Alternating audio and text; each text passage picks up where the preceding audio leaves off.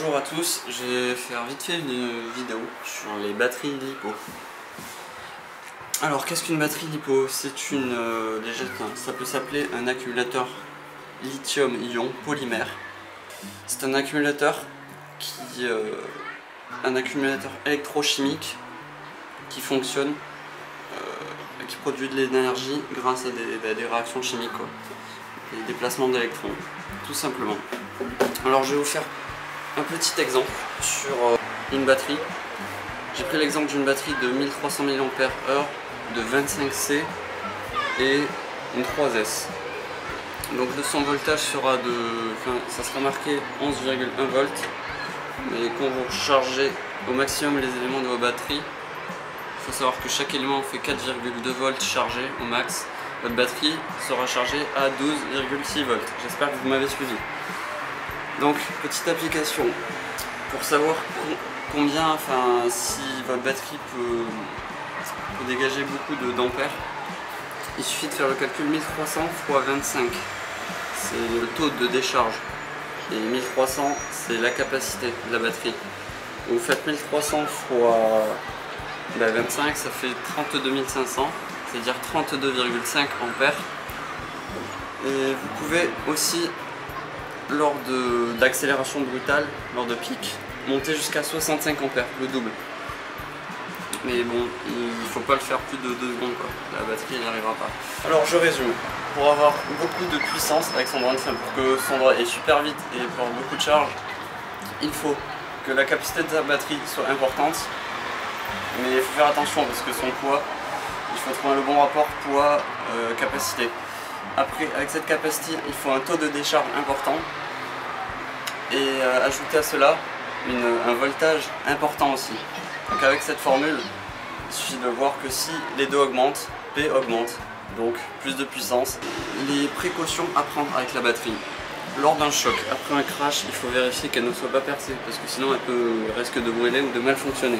Si vous voulez la stocker longtemps, il faut la charger à 50% et la mettre dans un lieu tempéré, genre à peu près à 20 degrés, dans votre chambre.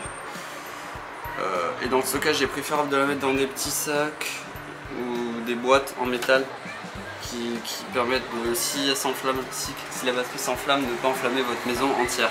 Ça serait dommage. Il est préférable de charger votre batterie ou de la décharger et de laisser un espace de 15 minutes à 60 minutes entre la décharge et la charge. Et la charge et la décharge. Lorsque vous la chargez, il vaut mieux la charger en 1C, une fois la capacité, c'est-à-dire vous réglez sur votre chargeur 1300 mAh. Vous pouvez monter jusqu'à 3C, mais il faut savoir que plus on monte, plus votre batterie sera fragilisée et moins elle durera longtemps. Parce qu'il y aura de la corrosion qui va se former dedans et du coup ça va créer de la résistance. C'est un facteur qui crée le gonflement aussi. Je vous en parle juste après. Voilà, donc ne jamais décharger votre batterie à fond, parce que qui dit batterie vide, dit batterie morte. Ouais, parce que si vous la déchargez à fond, en dessous de 3 volts par cellule, il y a des risques que vous n'arriviez plus à la recharger. Donc c'est poubelle, de suite. Alors, j'en reviens au fait, pourquoi les batteries gonflent-elles? Parce que moi, mes batteries, elles gonflent. Et pourquoi ça? Parce que déjà, c'est des marques chinoises, les miennes, c'est des Power. Et c'est pas de la très bonne qualité, donc quand elles sont fabriquées, il y a des molécules d'eau qui arrivent à rentrer dans les cellules et du coup avec l'oxydation ça crée de l'oxygène et on sait que l'oxygène prend de la place et ça la fait gonfler. Deuxième souci, c'est lorsque l'on utilise trop sa batterie, trop intensément, ça a tendance à créer de la corrosion et amplifier cette corrosion et c'est la corrosion sur l'épaule et ça crée de la résistance dans la batterie, donc cette batterie chauffe, donc crée de la corrosion, un peu plus d'oxydation et du coup c'est un peu un cercle vicieux, votre batterie consomme plus et du coup votre batterie meurt encore plus vite.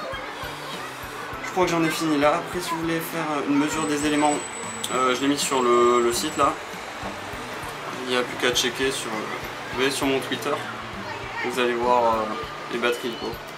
Voilà, tout simplement. Je vous mettrai le lien dans la description, il n'y a pas de problème. Et ben, en tout cas, merci d'avoir regardé cette vidéo, j'espère que ça vous a aidé. Si vous voulez regarder les autres vidéos, je vais les mettre ici, là, au bord de l'écran. Et j'ai un bouton s'abonner juste là. Si vous voulez appuyer, vous avez le droit. Allez, ciao!